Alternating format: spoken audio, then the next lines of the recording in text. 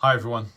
So just a quick video on the future of the Eton E1 re-engineered model known as the Eton Elite Satellite. I emailed Eton a couple of days ago because I wanted to find out what was happening. So where does this story start? Well, the biggest regret I have since I got back into radio, which is, I think I started the YouTube channel in August 2015. So we're coming up to 10 years. And the biggest regret by far in those 10 years was selling my Eton E1, which I had, and it was in perfect condition and perfect working order. I was kind of forced to in a way though. So what happened was, someone that I knew, not personally, but from online, from the channel, offered me his Perseus SDR. He asked me if I wanted to buy it. So I said, yeah, sure. At the time, you know, that the Perseus SDR was by far the best performing SDR receiver. And it's still the original Perseus, one of the best ever. And he offered it me for what at the time was a ridiculous price. I think he said you can have it for like 200 quid, something like that. And I sort of felt bad about it, but you know, I think he might have been an older gentleman, and I don't think he really, he couldn't, not that he couldn't get to grips with it, but he couldn't get on with it. Excuse me. And he'd obviously seen lots of videos that I'd posted on radio and what have you. So I think what he basically said was, look, you have it. I know it's going to a good home. It's going to get a lot of use. You know, I want to see it in action. You know, I have it for a couple of £100. He said, but I want you to do me a favour in return. And I said, okay, what's that? He said, when you sell your Eton E1, I want you to sell it to me. And so I thought, well, okay, fair enough. When I do sell it, I'll sell it to him. But I guess at the time I probably thought, well, I'll probably never sell it, so it won't ever be an issue. But I'm a man of my word. I said I would sell it to him if I did. And anyway, so I bought the Perseus, used it. It was brilliant. And I don't know how many years went by, but not so many. But in the back of my mind, I couldn't sort of I couldn't get out of my head the fact that I'd almost taken advantage of the situation, because he'd sold me the Perseus for £200 and I promised to sell him the E1 and I hadn't done it. And I wasn't actually using the E1 very much because, as we all know, in terms of ultimate performance, better than the Sony ICF 2001D, in my opinion, just with the passband tuning, etc. Very, very sensitive. It was, there's no doubt that other than I think the build quality almost certainly wasn't as robust as the Sony radios of the time. I think these were assembled in India, designed by Drake, I think, and assembled in India. They weren't particularly robust. The screens in particular were a problem. Mine was still perfect. I wasn't using it because I didn't want to put it in a rucksack and take it out with me to the woods or whatever, because I just thought I would break it. So it kind of just sat on a shelf and I hadn't used it. So in the end, I thought I should do the decent thing here. So I sold it to this guy. Now I sold it at fair market price, which I think was quite a lot of money, £500 or £600. And this was quite a few years ago now, and I've regretted it ever since. So when in 2022, Eton announced the sort of reissuing of this model, which they obviously rebranded to the Eton Satellite, myself and obviously many of us were really excited about that. But of course, we all know what happened. There was so many quality control issues that the original batch of shipments got recalled. And if you actually look, there were issues with high noise floor pause sensitivity, especially on shortwave and medium wave. So, struggling to hear weak signals. Muting during tuning was a big problem. And also the fact that when you're tuning, the sort of response of the receiver was quite slow, and you'd have to sort of wait for the frequency to sort of catch up, and then it might overshoot, etc., which made tuning a pain. The passband tuning was either unreliable or unresponsive, and I can't remember where I read it, but someone sort of suggested it was acting more like a BFO, and you don't need a BFO on a radio that's got sideband and 10 kilohertz tuning steps. Problems still with the display, and freezing on HD stations, wobbly knobs, loose encoders. The case was flimsy.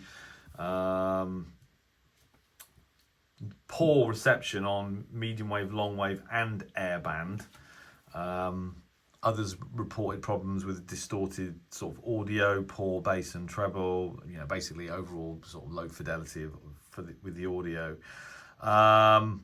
There was a firmware upgrade, I think, that fixed the locking up, but basically, it wasn't.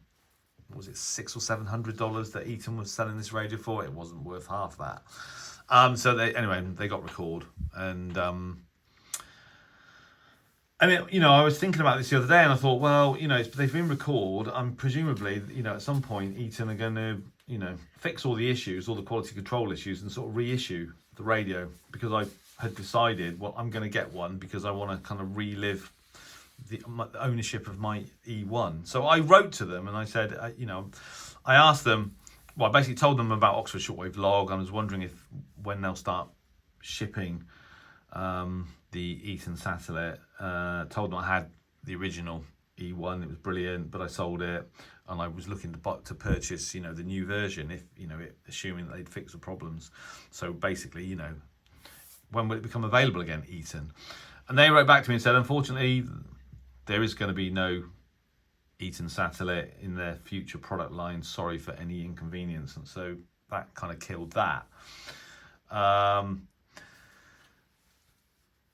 So it looks like the Eton E1, Eton Elite Satellite is dead as a dodo. I did write back to them again, actually. I just sort of said, are you still selling the version that came out in 2022 anywhere? And they said, no, they're not. They said, but then it became ambiguous, because they said, no, currently we're not at the moment customer support. So they're not selling the Eton Elite Satellite anywhere at the moment. So what does that mean? But I think the overall message is that the product's almost certainly dead. We won't get an opportunity to buy a re-engineered version, and certainly not a re-engineered version that performs anywhere near the brilliance of the original E1, which I still miss and which I still regret selling. Why did I do that? I don't know, but there you go. It's just one of those things.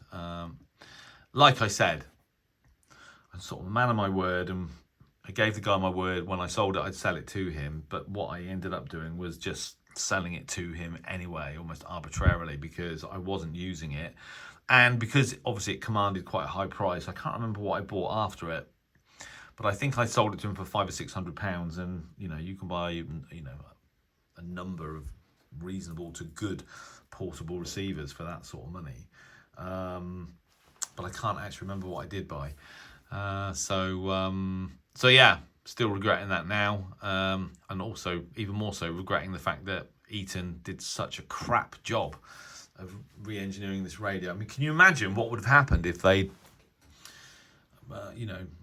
brought the Eton Satellite back to the market and it performed as well as the original E1? I mean, they would have sold like hotcakes, particularly if they'd got the quality control right, in terms of, not just in terms of absolute performance, but in terms of the manufacturing, the sort of quality control over the sort of hardware controls, materials, etc., etc. But it seems like they got none of it right.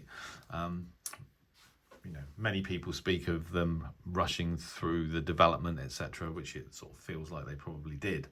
And even if you could find one of the newer units for sale now, you're probably better to steer well clear, really, because it's not going to perform very well. So which it is a real shame. I feel like it's a massive opportunity that Eton have missed out, really, screwing that up. And like I said, it's such a shame. I can't even remember the name of the guy that I sold it to. I mean, I probably got his messages in my email somewhere from years ago. But if you're that person and you've still got my E1 and you, like me, decided that you don't want to use it anymore or take it anywhere because you're afraid of breaking it, I will buy it back off you.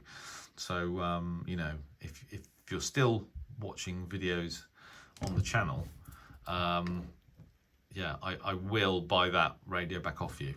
If you're out there, let me know. Anyway.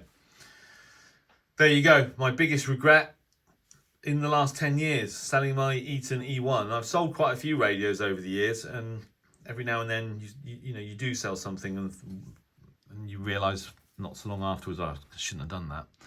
And I definitely shouldn't have sold the E1. So what I'm going to do to make myself feel better is I'm going to box up my Sony ICF 2001D, and I'm going to ship it to Graham, Radio Cruncher, and ask him to do all his upgrades and what have you, do the backlight upgrade and replace the caps and fix the error, error 6 or error 4, where the batteries are rattling around in the battery compartment.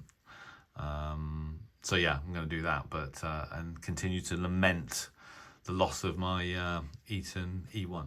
Anyway, I hope that was interesting, enjoyable. Thanks for watching, and 7-3.